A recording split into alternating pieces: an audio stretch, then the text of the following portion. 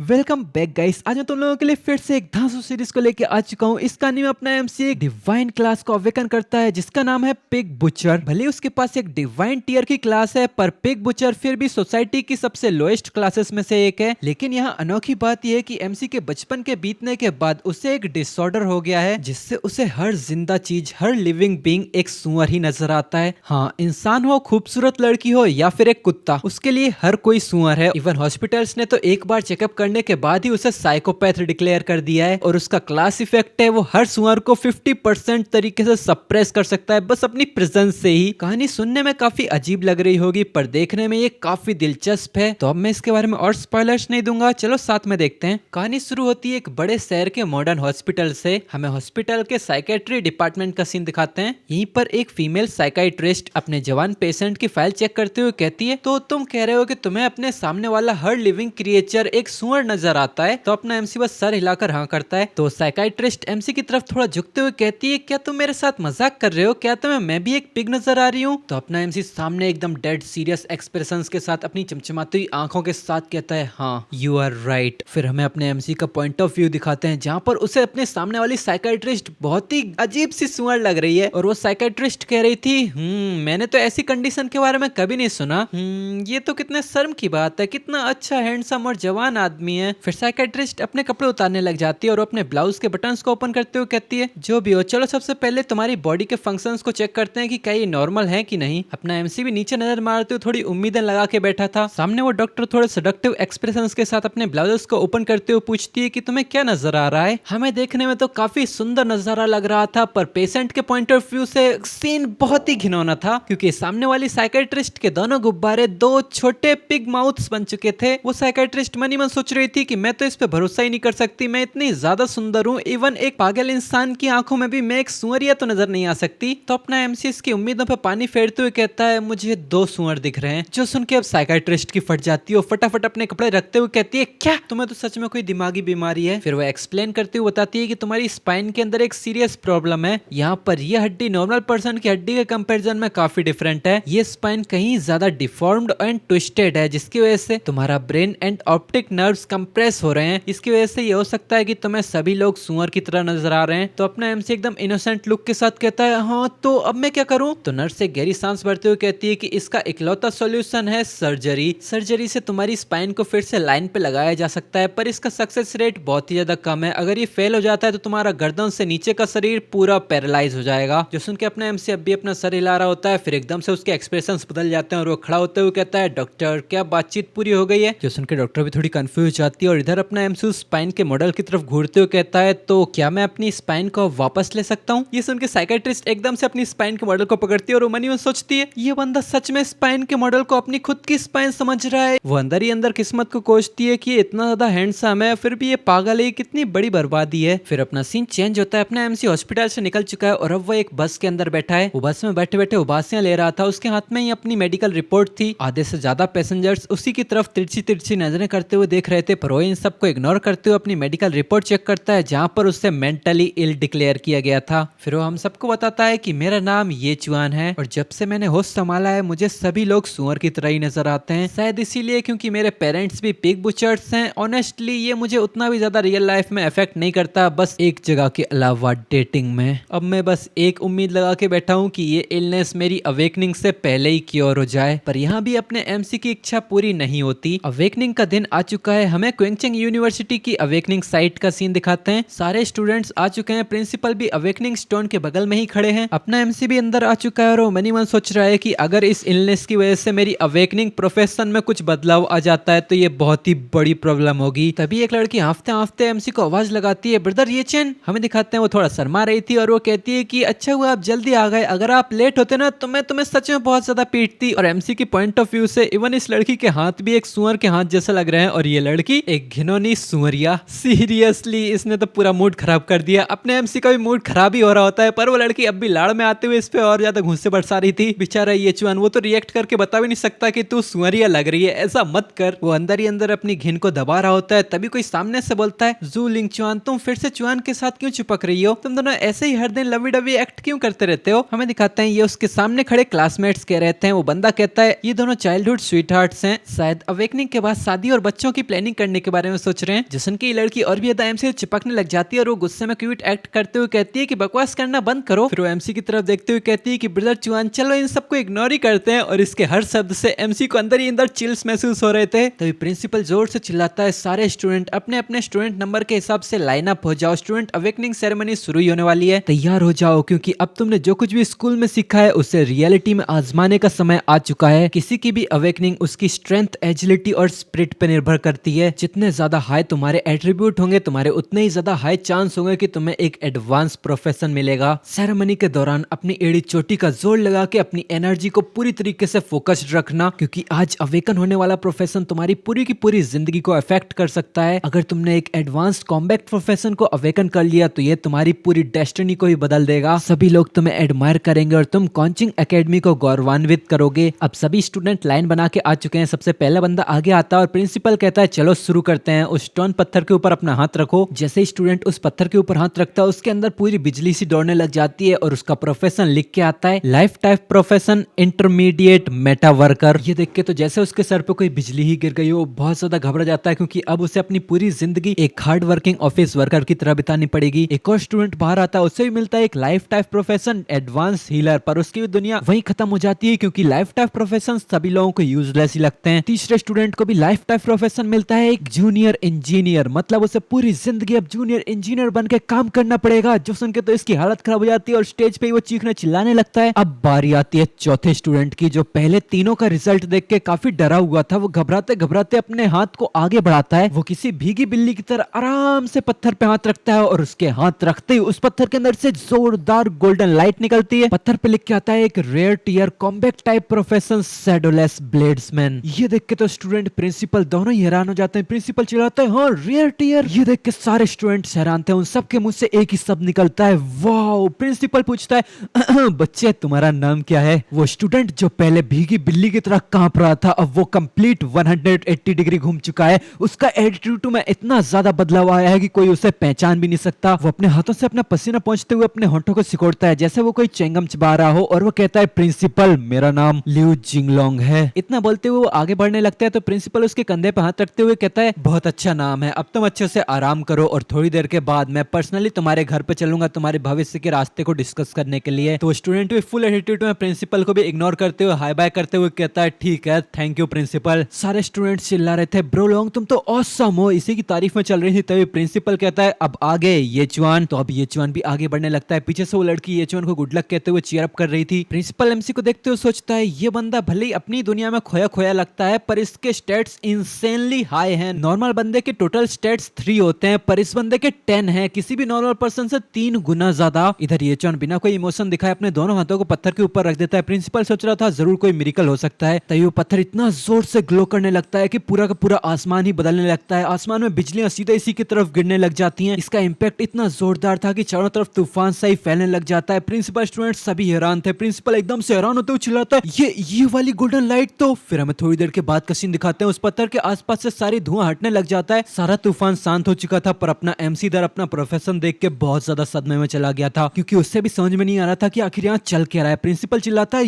ये तो divine tier profession है। ये चुआन भी अपनी कांपती आवाज में कहता है, ये सच में डिवाइन टीयर है। तभी पत्थर पे लिख के आता है, life type profession divine tier pig butcher. ये देख के तो प्रिंसिपल को एक जोर का सदमा लगता है। वो अपनी कांपती आवाज में कहता है, पिग बुचर। एकदम से पूरा का पूरा कॉलेज ही हंसने लग जाता है। सभी लोग चिल्ला रहे होते हैं, जरूर इस पत्थर में कुछ ना कुछ मेल फंक्शन हुआ है। इतना डम प्रोफेशन हो भी कैसे सकता है? अब हम इसे बोले क्या, लकी या फिर अनलकी? और यहाँ प्रिंसिपल तो बिल्कुल सदमे में चला गया था। वो मनी में सोचता है, क्या हेवंस भी मेरे साथ मजाक कर रहे हैं? मैं सालों से यहाँ प्रिंसिपल हूँ और अब जाके मुझे एक डिवाइन टीयर प्रोफेशन मिला है और ये भी सबसे ज्यादा यूजलेस पिग बुचर निकला। अगर ये डिवाइन ब्लैकस्मिथ, हीलर या फिर कोई एल्केमिस्ट भी होता तो मैं कम से कम इसके अच्छे खासे डींगे हाँक सकता था। भले ही इससे मुझे ज्यादा कोई फायदा नहीं होता, जितनी ज्यादा हाई उम्मीदें होती हैं बाद में उतनी बड़ी फिर डिसअपॉइंटमेंट भी होती है। मुझे लगा था कि ये बच्चा ग्रेटनेस के लिए ही बना है पर ये तो बस एक जायंट मिट्टी का टेला निकला। प्रिंसिपल अपना सर पकड़ते हुए कहता है, स्टूडेंट तुम प्रिंसिपल तो ठीक से आई कांटेक्ट भी नहीं बना पा रहा था। अपना एमसी यहाँ से चलने लग जाता है, पर तभी उसके ऊपर कुछ ब्लूइश लाइट चमकती है। अपना एमसी कंफ्यूजन में कहता है सिस्टम। उसके पास एक स्क्रीन ओपन हो जाती है जहाँ पर उसकी पूरी इन्फॉर्मेशन लिखी थी। नाम ये चुन, level tier 1 apprentice, strength 5, agility 3, spirit 2 और प्रोफेशन टैलेंट्स में लिखा है स्वाइन नेमेसिस और blade of god slayer. Swine nemesis की वजह से हर सुअर के ऊपर एमसी का 50% एक्स्ट्रा डैमेज पड़ेगा और ये 50% का डैमेज हर सुअर को मारने के बाद 1% से इंक्रीज भी होता जाएगा। जैसे अभी एमसी 50% एक्स्ट्रा डैमेज देता है, एक सुअर को मारने के बाद 51% एक्स्ट्रा डैमेज देगा। ऐसे ही हर सुअर को मारने के बाद 1-1% करके बढ़ता जाएगा ये डैमेज। और इसी स्वाइन नेमेसिस की वजह से अगर कोई सुअर एमसी के ऊपर हमला करता है तो उसका डैमेज एमसी के ऊपर सिर्फ 50% ही पड़ेगा। और एमसी का दूसरा title blade of God slaying. MC जिस भी वेपन को पिग स्लेइंग नाइफ की तरह यूज करेगा, उस वेपन से हर सुअर को मारने के बाद एमसी को 0.1 फ्री एट्रीब्यूट पॉइंट्स मिल जाएंगे। और इस प्रोफेशन से एमसी को एक स्किल भी मिली है, ब्लड शैडो बुचर। इस स्किल से एमसी अपनी बॉडी से किलिंग ऑरा रिलीज कर सकता है, जिससे सुअर इतने ज्यादा घबरा जाएंगे कि वो 1 सेकंड के लिए हिल भी नहीं पाएंगे। इन स्टेट्स को देख के तो एमसी को भी एक पल के लिए पसीने छूटने लग जाते हैं। वो कहता है स्वाइन नेमेसिस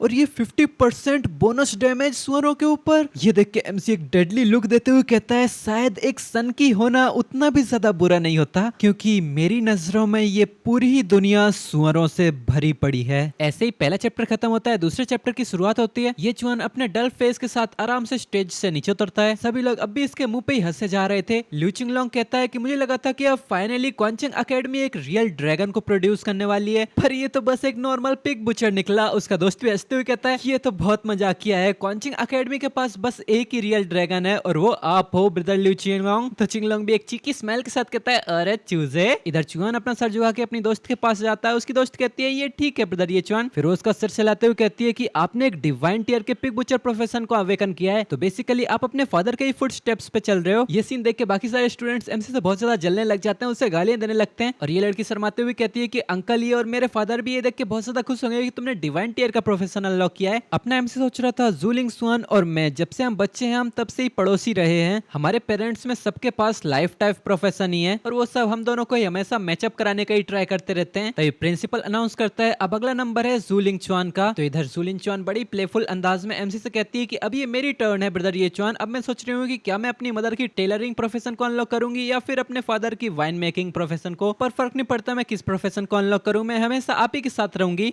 ये देख के अपना एमसी एकदम से सरप्राइज रह जाता है, पर वो कुछ नहीं कहता। ये लड़की थोड़ा ब्लश मारते हुए सीधा पत्थर की तरफ हाथ रखती है और एकदम से पूरा आसमान बदलने लग जाता है। ठंडी ठंडी हवाएं चलने लग जाती है। आंधी तूफान में ये पूरा अवेकनिंग स्टोन भी बर्फ की तरह ही जमने सा लग गया था। चारों तरफ इतनी ठंडी हवाएं चल रही थी कि सभी लोगों के पैर कांपने लग गए थे। ये सीन देख के लड़की बहुत ज्यादा घबरा गई थी। वो अपना मुंह खोल के आसमान में देखती है। प्रिंसिपल भी चिल्लाता है क्या ये तो एक लेजेंडरी टियर प्रोफेशन है। अब धीरे धीरे करके तूफान ढलने लग जाता है। बर्फीली हवा शांत होती है और पत्थर पे लिख के आता है combat type profession legendary tier snow soul sword immortal. और अवेकनिंग के बाद तो मानो इस लड़की का पूरा ऑरा ही बदल गया हो। इसका एटीट्यूड पीछे से देखने से ही समझ में आ रहा था। यहाँ प्रिंसिपल सदमे में आ चुका था। वो चिल्लाता है इस लड़की ने सच में एक लेजेंडरी टियर कॉम्बैट प्रोफेशन को अवेकन कर लिया। क्या इसके पेरेंट्स दोनों ही लाइफ टाइप प्रोफेशन वाले नहीं है? ये जरूर किसी तरह का म्यूटेशन होगा। ये लड़की अब भी स्टेज के ऊपर बढ़िया ऑरा फार्मिंग कर रही थी। ये अपना चिलिंग कोल्ड ऑरा रिलीज करते हुए यहाँ से दूर जाने लग जाती है। तभी प्रिंसिपल इससे कहता है जूलिंग चान तुम चिंता मत करना, तुम्हें भविष्य में जिस भी चीज की जरूरत हो क्वांचिंग एकेडमी तुम्हें पूरी तरह से सपोर्ट करेगी। तो ये लड़की तो प्रिंसिपल की तरफ मुड़ के भी नहीं देखती और फुल एटीट्यूड में बस आगे बढ़ते हुए कहती है थैंक यू। अभी जैसे जैसे आगे बढ़ती जा रही थी स्टूडेंट्स बात कर रहे थे, एक तो पिग बुचर है और दूसरा लेजेंडरी कॉम्बैक्टेंट। क्या तुम्हें अब भी लगता है कि जूलिंग चान अब भी एक पपी की तरह ये चान को फॉलो करेगी? तो दूसरा कहता है क्या ये कोई सवाल भी हुआ? जूलिंग चान अब इम्प्रूव करती रहेगी, पर ये चान का क्या? उस लूजर को तो स्मार्ट बनना चाहिए और इससे हमेशा दूर रहना चाहिए। पर अपने ये चान का तो स्क्रू ढीला है, उसे अपने आसपास का एटमॉस्फेयर पढ़ना नहीं आता। वो बढ़िया से तालियां बजाते हुए इसको कांग्रेचुलेशन कांग्रेचुलेशन करने लगता है। तभी ये लड़की कहती है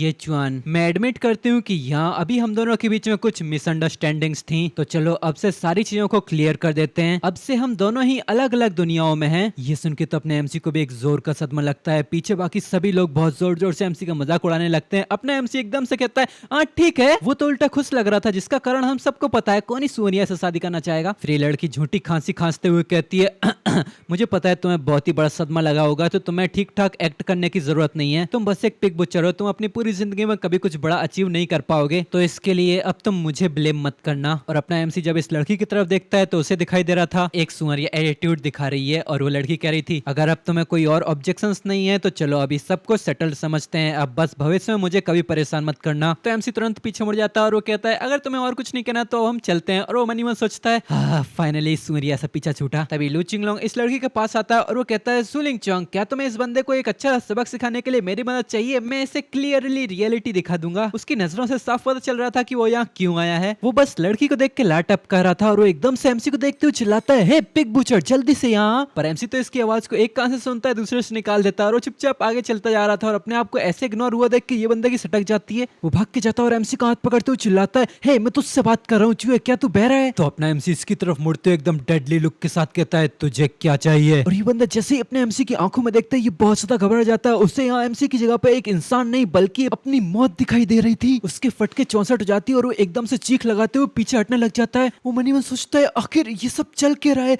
इसकी नजरों में ये लुक मुझे ऐसा लग रहा था कि मैं बस एक चॉपिंग बोर्ड पे बंधा हुआ सुअर हूँ जो बस कटने का इंतजार कर रहा है। पर इस बंदे को ऐसे घबराता हुआ देख के पीछे के सारे स्टूडेंट बहुत ही जोर जोर से ठड़ाके मारते हुए हंसने लग जाते हैं और इसका अभी भी बना हुआ चमचा इसके पास आते हुए कहता है ब्रदर जिंगलोंग क्या हुआ आपको, क्या आप ठीक हो? पर अब ऐसे अपना मजाक उड़ता हुआ देख के जिंगलोंग की अब सटक जाती है और जोर से चिल्लाता है डैम इट तू चूहे। वो अपना मुक्का बनाते हुए सीधा एमसी की तरफ टूट पड़ता है। वो चिल्ला रहा था तेरी इतनी हिम्मत जो तू मुझे देख के घूर रहा था। और ये बंदा इतनी जोर जोर से चिल्लाते हुए एमसी की तरफ आ रहा था कि एमसी से आसानी से नोटिस कर लेता है। फिर क्या था, चुआन का स्क्रू तो पहले से ही ढीला था, वो भी अपना पूरा जोरदार मुक्का बनाता है और बिना अपनी पावर का 1% भी होल्ड बैक किए सीधा इसके हाथ में ही धर देता है। दोनों मुक्कों के टकराने से जबरदस्त इंपैक्ट क्रिएट होता है और जिंगलोंग के हाथ का पकौड़ा बन जाता है। जिंगलोंग एक जोरदार चीख लगाता है। ये देख के तो बाकी स्टूडेंट्स बहुत ज्यादा हैरान हो जाते हैं। वो लड़की कंफ्यूजन में कहती है ये चल क्या रहा है? और इधर चिल्लोंग अपना हाथ पकड़ते हुए एक शेर की जगह पे भीगी बिल्ली लग रहा है। वो चिल्लाता है ये तो इम्पॉसिबल है, तू बस एक पिग बुचर है, फिर क्यों? और इधर अपना एमसी अपनी फुल फॉर्म में अपनी पूरी मसल पावर को रिलीज करते हुए एक सन की टाइगर की तरह इसको घूरते हुए कहता है मैं एक पिग बुचर हूँ तो ऑफ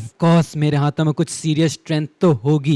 ये तो परफेक्टली सेंस बनाता है ना? और सही में क्या जहर लुक लग रहा है। बगल में सभी लोग कंफ्यूज थे कि आखिर यहाँ चल क्या रहा है। एक बंदा कहता है ये देखो ब्रदर जिलोंग का हाथ तो देखो, अरे हाँ इसका हाथ तो टूटा सा लग रहा है, क्या ब्रदर जिलोंग का हाथ इतना कमजोर था? ये सब सुन के अब इस बंदे की सटक जाती है और वो चिल्लाता है ये चुहान अब मैं तुझे मार दूंगा। वो जोर से चीखते चिल्लाते हुए अपनी पावर्स को एक्टिवेट करता है और अपने हाथों में एक अपनी एनर्जी की स्वॉर्ड बना लेता है। पीछे खड़ी लड़कियां देख के बहुत ज्यादा घबराने लग जाती है। एक लड़की कहती है अब ये खत्म हो गया, ब्रदर चिलोंग अब बहुत ज्यादा सीरियस हो गए हैं, वो बच्चा तो अब पक्का मारा जाएगा। दूसरी कहती है ये चुहान अब दर्द से भरी हुई दुनिया में जाने वाला है। आखिर एक पिग बुचर को एक कॉम्बैट क्लास से फाइट करने की जरूरत ही क्या थी? क्या ये बस पीछे हटके अपनी गलती को एक्सेप्ट नहीं कर सकता था? इधर इस बंदे की तो पूरी तरह से सटक चुकी थी। वो अपनी स्वॉर्ड को एमसी की तरफ पॉइंट करते हुए चिल्लाता है मेरी ये वाइड लॉन्ग स्वॉर्ड एक स्टील पाइप को भी बटर की तरह काट सकती है और आज मैं यही सबके सामने तुझे इसी स्वॉर्ड से क्रिपल कर दूंगा। तभी चारों तरफ का टेम्परेचर गिरने लग जाता है। आसमान में ठंडक आ चुकी थी, इवन इसकी वाइट स्वॉर्ड भी जमने लग गई थी और इस बंदे का पूरा शरीर अब आइस एंड स्नो में कवर अप होने लग जाता है। ये बंदा कहता है मैं अपनी बॉडी को हिला भी नहीं पा रहा। वो बहुत ज्यादा घबराने लग गया था। फिर वो इरिटेशन में पीछे मुड़ के देखता है और वो कहता है सुलिंग स्वान अब तुम इसकी मदद क्यों कर रही हो? पीछे सुलिंग स्वान अब भी एटीट्यूड में अपने हाथ बांध के खड़ी थी और वो कहती है रुक जाओ, वहीं रुक जाओ, मैं नहीं चाहती कि तुम दोनों इतनी बुरी तरह से लड़ो बस मेरी वजह से। इस लड़की की पावर से छोटा आईसी टोर्नेडो ही बन गया था और ये लड़की एमसी की तरफ बढ़ते हुए कहती है ये चुआन तुमने भी ये देखा होगा, अब से हम लोग सेम दुनिया में नहीं हैं। ये आखिरी बार होगा जब मैं तुम्हारी मदद के लिए आगे बढ़ी हूँ, इसे अपने पास्ट के लिए फेयरवेल समझो, अब तुम्हें जाना चाहिए। और अपना एमसी तो ये सारी बातें सुनते हुए अपना कान खुजा रहा था क्योंकि उसे तो सच में कुछ घंटा फर्क नहीं पड़ता। फिर वो पीछे मुड़ के कहती है चले जाओ कोनचेंग, वरना अगली बार जब लू चिंगलोंग बदला लेने के लिए आएगा तो मैं तुम्हारी मदद के लिए आगे नहीं बढ़ूंगी। और अपने एमसी को लग रहा था कि ये लड़की कुछ ज्यादा ही बातचीत नहीं करती। फिर ये पीछे मुड़ जाता है और उबासियां लेते हुए कहता है ठीक है अब तुम्हें कुछ नहीं कहना तो मैं चलता हूँ। और एमसी को ऐसे ही जाता देख के पीछे खड़ी दो लड़कियां कहती हैं ये बच्चा, इसे देख के ऐसा बिल्कुल भी नहीं लग रहा कि ये इन सबको बिल्कुल भी सीरियसली ले रहा हो। फिर अपना सीन चेंज होता है। अपना एमसी अब एकेडमी से सीधा घर की तरफ निकल चुका है पर रास्ते में उसके सामने एक बूढ़ी आंटी और उसका कुत्ता आ जाता है और उसका कुत्ता एमसी की तरफ देखते हुए बहुत जोर जोर से भौंक रहा था। पहले तो एमसी अपनी दुनिया में खोया हुआ था पर जब वो नीचे नजर मारता है तो उसे दिखाई देता है एक सूर्य आंटी अपने सुअर डॉग के साथ घूमने के लिए बाहर आई है और उसका सुअर डॉग एमसी को देखते हुए बहुत जोर जोर से भौंक रहा है। अगले ही पल वो कुत्ता जाके सीधा एमसी का लोवर ही चबाने लग जाता है और अपना एमसी इस बुढ़िया से कहता है हेलो, क्या तुम अपने इस सुअर को पीछे आई मीन क्या तुम अपने इस डॉग को पीछे खींच सकती हो, ये मेरा रास्ता रोक रहा है। तो पता नहीं क्यों ये सूर्य बहुत जोर से भड़क जाती है और ये एमसी के करीब आती हुई चिल्लाती है क्या ये सड़क तूने खरीद ली है? तुम लोगों के पास तो कोई मैनर्स ही नहीं है, आजकल के जवान लोग बिल्कुल भी कंपैशन नहीं है इनके अंदर। तो अपना एमसी एक गहरी सांस छोड़ते हुए कहता है परफेक्ट टाइमिंग, मेरे पास एक थ्योरी है, मुझे भी उसे टेस्ट करना है। फिर अपना एमसी चिल्लाता है हैया और अपनी एक लात उठा के सीधा इस सुअर के पेट में ही मार देता है और वो एकदम से सुअर दूर जाके गिरता है। उसकी आंटी चीखती रह जाती है और जुआन की एक ही लात में उस कुत्ते की आत्मा बाहर आ जाती है। उसकी आंटी रोते रोते चीखने लग जाती है। वो कह रही थी कि मेरा तो कलेजा ही फटा जा रहा है, मेरा बेटा प्लीज अपनी मम्मी को ऐसे डराओ मत। और एमसी के पास इधर नोटिफिकेशन आती है कि तुम्हारा एक्स्ट्रा डैमेज 1% से इंक्रीज हो गया है। ये देख के अपना एमसी कहता है ओह वाह, जैसा कि मैंने सोचा था ये सच में काम करता है। और ये आंटी अपना मुंह फाड़ते हुए सीधा एमसी की तरफ ही झपट्टा मारने के लिए निकल जाती है और चिल्लाती है तू डैम मर्डरर, तेरी इतनी हिम्मत जो तूने मेरे बेटे को मार दिया और मेरे जैसी ओल्ड वुमेन को बुली कर रहा है, मैं तो उससे मौत तक लड़ूंगी। ये औरत जैसी एमसी की तरफ झपट्टा मारने वाली होती है तभी अपना एमसी कहता है मैं एक साइकोपैथ हूँ। और इसके तुरंत बाद ही वो अपना साइकोपैथ का सर्टिफिकेट भी दिखा देता है जो उसे हॉस्पिटल से ही मिला था। और वो ये दिखाते हुए एकदम डेडली लुक के साथ कहता है अगर तुझे और कुछ नहीं कहना है तो मैं चलता हूँ। ये देख के तो इस औरत की फटके 64 हो जाती है और ये मनी में सोचती है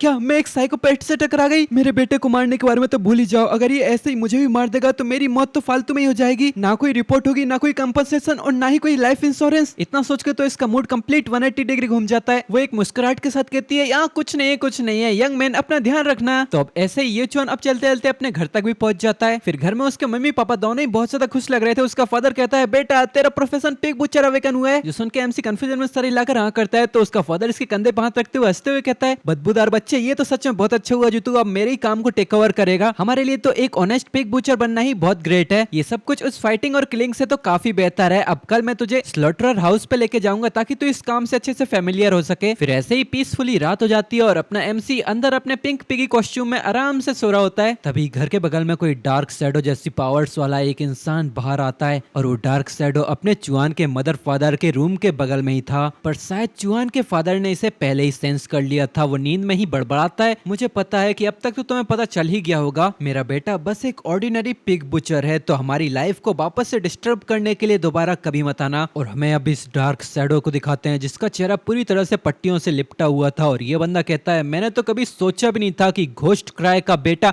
एक्चुअली एक पिग बुचर होगा। ये कोई योन क्या ये बच्चा सच में तुम्हारा बायोलॉजिकल चाइल्ड है? ये सुन के एकदम से अपने एमसी का फादर अपनी आंखें खोलता है जैसे कोई शैतान जाग गया हो। एकदम से एमसी का फादर भी भूत की तरह खड़ा होता है, उसकी आंखें अब भी लाल कलर में चमक रही थी और वो एकदम डेडली लुक देते हुए कहता है मैंने ये पहले ही कह दिया है, दोबारा हमारी जिंदगियों को डिस्टर्ब करने के लिए वापस मत आना वरना मैं पोलाइट नहीं रहूंगा। तो ये बंदा फिर से डार्कनेस की पावर को एक्टिवेट करते हुए गायब होने लग जाता है और वो अपना हाथ हिलाते हुए कहता है अब गुस्सा मत हो, क्योंकि तुम्हारा बेटा बस एक पिग बुचर ही है तो ऑर्गेनाइजेशन अब तुम्हें बिल्कुल भी ट्रबल नहीं देगी। और अगले ही पल खिड़की के अंदर से पता चलता है कि वो बंदा गायब हो चुका था। ओह ये पावरफुल पर्सन, ये ऑर्गेनाइजेशन, लगता है एमसी का फादर बिल्कुल भी सिंपल नहीं है। और मैंने कभी ऐसे डिसऑर्डर के बारे में तो सुना ही नहीं जिससे कोई इंसान किसी और ही स्पीसीज में नजर आने लगे। हो सकता है कि चुआन का डिसऑर्डर उसके फादर से ही रिलेटेड हो। ऐसे ही अगली सुबह हो जाती है, एमसी अपने फादर के साथ स्लॉटरर हाउस आ चुका है। यहाँ बहुत सारे सुअरों की बॉडीज कट रही थी। ये लोग अब चलते चलते एक रूम में आते हैं। ये रूम कम एक कॉर्नर ज्यादा था जहाँ पर बस एक दीवार के ऊपर बहुत सारे किचन नाइफ रखे हुए थे। आई थिंक ये बुचर नाइफ होते हैं। उसका फादर कहता है एक अच्छा पिग बुचर एक अच्छे नाइफ से ही शुरुआत करता है। उसका फादर आगे बढ़ने का इशारा करते हुए कहता है आगे बढ़ो बेटा, एक अच्छा नाइफ ले लो जो तुम्हारे हाथ में अच्छे से फिट हो। तो अपने एमसी आगे बढ़ते हुए अपने हाथों में चेक करने लग जाता है कि कौन सा बेस्ट है। तो एक को उठा के कहता है हाँ ये वाला अच्छा लग रहा है। उसे छूते ही एमसी के पास एक नोटिफिकेशन आती है जिसमें लिखा था पिग स्लेइंग नाइफ को सिलेक्ट कर लिया गया है। गॉड स्लेइंग नाइफ का इफेक्ट अब एक्टिवेट हो चुका है। इस नाइफ से हर सुअर को मारने के बाद तुम्हें 0.1 फ्री एट्रीब्यूट पॉइंट मिलेगा। फिर चुआन का फादर हाथ बांध के एक जिंदा सुअर की तरफ देखता है जो एक मशीन पर उल्टा लटका हुआ था और छटपटा रहा था। और वो कहता है एक पिग बुचर के तौर पे आगे बढ़ने के लिए तुम्हें सबसे पहले सीखना होगा कि एक नाइफ को चलाते कैसे हैं। और ये सुअर एमसी की तरफ ही देखते ही वो बहुत जोर जोर से सुअरों की आवाज निकाल रहा था जो बहुत ही घिनौना भी लग रहा था। इसे देखते हुए एमसी को अच्छा तो नहीं लग रहा था पर फिर भी वो अपना नाइफ लेके आगे बढ़ने लगता है। और उसका फादर पीछे से कहता है अब आगे बढ़ के इसे मारने का ट्राई करो और इसके वीक स्पॉट पे निशाना लगाना, 1 हिट 1 किल होना चाहिए। तो एमसी भी आगे बढ़ता है और अपने एक ही हाथ से एक जोरदार स्लैश मारता है। ये पिग एक जोर की चीख लगाता है और 3 सेकंड के बाद ये पिग मारा जाता है। एक नोटिफिकेशन आती है तुमने एक नॉर्मल सुअर को मारा है, 1% एक्सपीरियंस पॉइंट मिले हैं। पिग टाइप एनिमीज के लिए तुम्हारा डैमेज 1% इंक्रीज हो गया है, तुम्हें 0.1 फ्री एट्रीब्यूट पॉइंट मिला है। और अपने बेटे को ऐसे बिना किसी हिचकिचाहट के स्ट्राइक करते देख इसके फादर के भी पसीने छूट रहे थे और ये फिर भी कहता है हाँ बढ़िया स्ट्राइक थी, बस एक गलत काम ये था कि तुम्हारा ये हमला एकदम सटीक नहीं था, इसीलिए ये तुरंत ही एक हमले में नहीं मरा। तुम्हें इसकी गर्दन के ऊपर करोटरी आर्टरी के ऊपर एम करना पड़ेगा। जो सुन के अपना एमसी सर हिलाकर कहता है तो उसका फादर उसके पास आके उसके सर पे हाथ फेरते हुए कहता है बेटा मुझे पता है कि तुम्हारी इस उम्र पे सुअर को ऐसे मारना तुम्हें बहुत ज्यादा डल और घिनौना सा लग रहा होगा, पर ये वो प्रोफेशन है जिसपे निर्भर होकर हम अपने जीने के लिए पैसे कमाते हैं। तो ये जवान एक और सुअरों के झुंड की तरफ इशारा करते हुए कहता है डैड क्या आप उन सुअरों को मुझे प्रैक्टिस करने के लिए दे सकते हो ताकि मैं उन्हें स्लॉटर कर सकूं। ये सुनकर उसके फादर जोर जोर से ठड़ाके मारते हुए हंसने लग जाता है और कहता है अब ये हुई ना मेरे बेटे वाली बात, अगर तुम्हें चाहिए तो तुम अंकल ली और अंकल चैन के सुअरों को भी स्लॉटर कर सकते हो। फिर क्या था, अपने फादर की ऐसी परमिशन मिलने के बाद तो अपना एमसी किलिंग स्प्री पे ही निकल जाता है। एक के बाद एक वो सारे सुअर सुअरों को मारता जाता है। अब उसका लेवल 2 हो चुका है, उसके स्टेट्स भी इंक्रीज हो गए, पर वो फिर भी नहीं रुकता और वो अपनी किलिंग को कंटिन्यू रखता है और अब वो लेवल 3 तक पहुंच चुका है, पर वो अब भी नहीं रुकता और वो अपनी मारकाट को जारी रखते हुए लेवल 4 तक पहुंच जाता है। अब सुबह से भरी दोपहर हो चुकी है और एमसी फाइनली रुक के अब अपने स्टेट्स को चेक करता है। उसने टोटल 49 सुअरों को मारा है और सुअर टाइप एनिमीज के अगेंस्ट उसका डैमेज अब 100% से इंक्रीज हो चुका है। वो ये स्पीड तो कुछ ज्यादा ही तेज है, बस आधे ही दिन में 50% से 100% इंक्रीज और उसे 15 एक्स्ट्रा एट्रीब्यूट पॉइंट्स भी मिले हैं और उसकी अभी की रैंक है लेवल 5 अप्रेंटिस। इधर एमसी के फादर के पास एक बंदा आता है और वो कहता है क्या ये तुम्हारा बेटा है? ये तो सुअरों को स्लॉटर करने के लिए एडिक्टेड ही हो गया है, उसने हमारे पूरे हफ्ते का काम एक ही दिन में कर दिया। जो सुनकर उसका फादर बहुत ही खिलखिलाते हुए हंसने लग जाता है। फिर वो मुस्कुराते हुए फुल एटीट्यूड में कहता है आफ्टर ऑल मेरा बेटा एक डिवाइन पिग बुचर है। इधर अपना एमसी अपने नाइफ को देखते हुए मनी मन सोच रहा था अब मुझे इस पिग स्लेइंग नाइफ को हैंडल करना काफी कंफर्टेबल हो गया है, हो सकता है कि ये समय हो चुका है कि अब स्लॉटर हाउस से बाहर निकल के आउटसाइड वर्ल्ड की तरफ नजर मारी जाए। फिर अपना सीन चेंज होता है अगले दिन की तरफ, जहाँ अपना एमसी सारा झोला तैयार करके बाहर निकलने लगता है। फिर हमें बताया जाता है कि इस दुनिया में हेवंस और रिलम्स से काउंटलेस रेसेस साथ में रहती हैं। यहाँ मॉन्स्टर्स तो भरे पड़े हैं और इंसानियत के पास अब अपना खुद का सेपरेट नेशंस नहीं है, बल्कि अब सारे इंसान एक ही साथ रहते हैं। जितने एरिया में इंसान रहते हैं उसे ह्यूमन फेडरेशन कहा जाता है और ये फेडरेशन 9 स्पेशल डिस्ट्रिक्ट में डिवाइडेड है और हम जहाँ रहते हैं वो एरिया क्वांचिंग 5th डिस्ट्रिक्ट के कॉर्नर पे है। फिर अपना सीन चेंज होके आता है बॉर्डर लाइन की दीवार के पास। अपना एमसी भी यहाँ से बाहर निकलने के लिए आ चुका है। एमसी बाहर जा रहा था तभी एक गार्ड उसका रास्ता रोकता है और वो कहता है कि तुम एक लाइफ टाइप प्रोफेशन वाले हो, जैसे ही तुम इस शहर के बाहर निकलोगे तुम सिर्फ इस दीवार के 1 किलोमीटर के डायमीटर में ही ऑपरेट कर सकते हो, इससे थोड़ा भी आगे जाओगे तो तुम्हारी जिंदगी खतरे में पड़ जाएगी। इतना कहने के बाद वो साइड हो जाता है और वो कहता है क्या तुम्हें समझ में आया? तो अपने एमसी भी कर देता है और बेचारा क्या ही बोलेगा, उसे तो इंसान की जगह सुअर दिख रहा होगा तो उसे तो बातचीत करने का मन भी नहीं हो रहा होगा। फिर अपना सीन चेंज होकर जंगल में आता है जहाँ पर अपना एमसी अब जंगल की गहराइयों की तरफ ही आगे बढ़ने लग गया है। वो अभी थोड़ा ही आगे गया था तभी उसे झाड़ियों में से कुछ आवाजें आती है और तभी झाड़ियों के अंदर से एक गॉब्लिन जोर की छलांग मारते हुए हंसते हुए सीधा एमसी की तरफ रश कर देता है। वो यदा करके चिल्ला रहा था पर यहाँ एमसी को सुअरों की आवाज आ रही थी और अपना एमसी इसे देखते हुए कहता है इसके कलर से देखा जाए तो ये एक गॉब्लिन होगा। फिर वो इस सुअर को देखते हुए अपनी स्किल को एक्टिवेट करता है जिससे उसकी आंखें चमकने लग जाती है, उसके आसपास किलिंग इंटेंट रिलीज होने लगती है और मनी मन सोच रहा था क्या टाइम पे आया है। मैं सोच रहा था कि मेरी ये स्किल ब्लड सेड बुचर का इफेक्ट कैसा होगा। उसने जैसे ही स्किल को एक्टिवेट किया था ये गॉब्लिन बहुत ही बुरी तरीके से डर जाता है और पीछे हटने लगता है, पर उसकी बॉडी फ्रीज हो चुकी थी और अपने एमसी मौके का फायदा उठा के एक ही स्ट्राइक में इसे मार देता है। अगले ही पल एक नोटिफिकेशन आती है कि तुमने एक पिग गॉब्लिन को मारा है, तुम्हें 5% एक्सपीरियंस पॉइंट मिला है, पिग टाइप एनिमीज से बोनस डैमेज 1% से इंक्रीज हुआ है, 0.1 फ्री एट्रीब्यूट मिला है। ये देख के एमसी सोचता है तो जितना ताकतवर सुअर होगा मुझे उतने ज्यादा बेनिफिट्स मिलेंगे। फिर अपना एमसी सिस्टम पे देखते हुए कुछ सोचने लग जाता है और वहीं पर पीछे बहुत सारी आंखें उसे घूर रही थी जिन्हें अपना एमसी भी नोटिस कर लेता है, जिन्हें देख के वो मनी मन सोच रहा था मेरे टीचर ने एक बार कहा था अगर तुम्हें कहीं सिंगल गॉब्लिन दिखाई दे तो बिल्कुल भी अपना गार्ड डाउन मत करना, इसका मतलब है कि तुम्हें गॉब्लिन के पूरे झुंड ने ही निशाना बना लिया है। ये देख के वो कहता है लगता है मैं फिर से लेवल अप करने वाला हूँ, ठीक है आ जाओ सारे गॉब्लिन पिग्स। तो गॉब्लिन्स का पूरा झुंड फुल एक्साइटमेंट में एदा करते हुए एमसी की तरफ ही आने लग जाता है और एमसी फुल स्पीड में इन सबको काटने लग जाता है बिल्कुल सुअरों की तरह। एक के बाद एक सारे गॉब्लिन्स को वो आसानी से काट देता है और अब आखिरी गॉब्लिन बचा है जो उसके नाइफ को देखते ही थर कांप रहा था और एमसी एक शैतानी स्माइल के साथ कहता है आ जाओ बच्चों चलो साथ में खेलते हैं। ये सुनकर तो गॉब्लिन की भी फट जाती है और वो फुल स्पीड में भाग जाता है यहाँ से और ये चुआन भी आराम से चलते चलते इसका पीछा करने लग जाता है और अब वो चलते चलते एक गुफा के सामने आ जाता है जिसे देख के वो कहता है ओ तो ये गॉब्लिन्स की केव है। तो अब अपना एमसी भी चक्कू लेके फुल एक्साइटमेंट में अंदर आ जाता है और अब हमें अंदर से बहुत सारी चीखने चिल्लाने की आवाजें आती है और जब हमें अंदर दिखाया जाता है तो अंदर फुल मैसेकर हो रखा था। अब ये चुआन रैंक 6 का अप्रेंटिस है, उसकी स्ट्रेंथ 25, एजिलिटी 25, स्पिरिट भी 25 है और उसकी पिग नेमेसिस का टाइटल उसे 125% का बोनस बूस्ट देता है पिग्स के सामने। ये देख के अपना एमसी ज्यादा खुश नहीं लग रहा था क्योंकि उसकी लेवलिंग स्पीड अब स्लो हो चुकी है। तो और गॉब्लिन्स को ढूंढने के लिए ऐसे ही गुफा में आगे बढ़ने लगता है, तभी उसे गुफा के बगल से किसी की आवाज आती है तो तुरंत ही उस तरफ देखता है और वहां पर था एक दरवाजा जिसके अंदर से बहुत ही अजीब सी आवाज आ रही थी। तो ये साइको कुंदी देखने के बावजूद सीधे लात मार के गेट को तोड़ता है और अपनी डेडली एक्साइटमेंट के साथ आगे बढ़ने लगता है। पर उधर सामने थी एक लड़की जिसके कपड़े आधे फटे हुए और उससे गॉब्लिन्स के बच्चों के साथ बांध के रखा गया है। वो गॉब्लिन्स अब भी इस लड़की से मिल्क मांग रहे थे और ये लड़की एमसी को देख के थर कांपने लग जाती है। उसका मुंह बंद किया गया था पर वो मनी मन चीख रही थी हेल्प मी प्लीज। और इसी सीन के साथ ये एपिसोड खत्म हो जाता है। अभी के लिए इसके 4 चैप्टर्स आ गए हैं और मैंने चारों को ही एक्सप्लेन कर दिया है। जैसे ही अगला चैप्टर आएगा वैसे ही मैं एक्सप्लेन भी कर दूंगा अगर तुम्हारा सपोर्ट रहा तो, वरना तो ये सीरीज भूल जाओ। तो सबसे पहले तो इस वीडियो को लाइक करो, चैनल पर नए हो तो सब्सक्राइब करो और अपने प्यारे दोस्तों के साथ इस एपिसोड को शेयर करो। और क्या कर रहे हो यार, इस चैनल पे व्यूज इतने कम क्यों होते जा रहे हैं? देखो इस चैनल पे व्यूज ऐसे ही गिरते रहे तो इस पे एड्स भी नहीं आएंगी और मेरी इनकम भी नहीं बनेगी। तो अगर मेरी इनकम ही नहीं बनी तो मेरा इस चैनल पे वीडियो बनाने का फायदा ही क्या? तो मेरे प्यारे व्यूअर्स, वीडियोस को लाइक करने के लिए बिल्कुल भी कंजूसी मत किया करो। इतनी मेहनत से वीडियो बनाता हूँ और तुम लोगों का क्या ही जाता है एक लाइक देने में। तो कृपया वीडियो को लाइक कर देना और अब हम मिलते हैं तुमसे इसके नेक्स्ट एपिसोडों तक के लिए।